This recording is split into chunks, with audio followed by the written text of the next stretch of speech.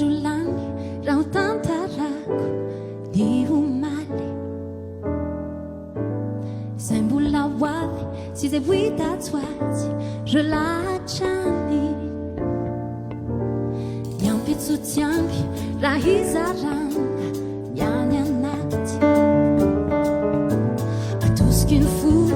folony fanahy ka de mizara vao miratra ny andro de mitady zay maso zay mafo zay mafoko nangedina ny mamy miamafy lo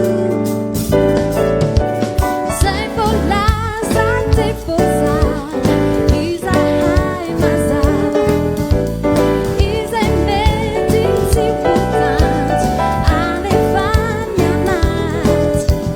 zay alotsy andesy vetra andi forehetra zay mafo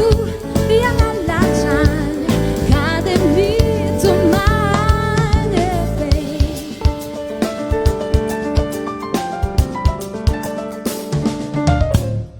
nianjolany raha hitantarako ny omaly izay mbola hoavy sy izay ho hitatsy ho azy relatrany miampitsotsi ampy raha izarana ny any anaty atosiky ny folony fanahy ka de mizara vao miratra ny andro de mitady zay maso zay mafo zay mafoko nangedina ny mamy miamafy lo zay voalaza de voazara izahay mazava izay mety tsy voatanjy alefany anaty zay alotsy andesy vetra andi forehetra zay mafo rialalatrany ka de mitomany zay voalaza de voazara izahay mazava izay mety tsy voatanjy alefany anaty zay alotsy andesy vetra andi forehetra zay mafo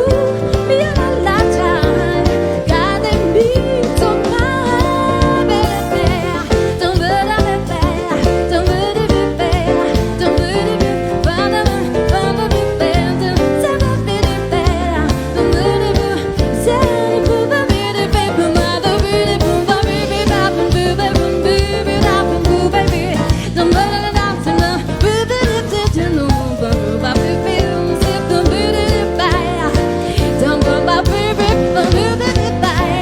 nianjolany raha hitantarako ny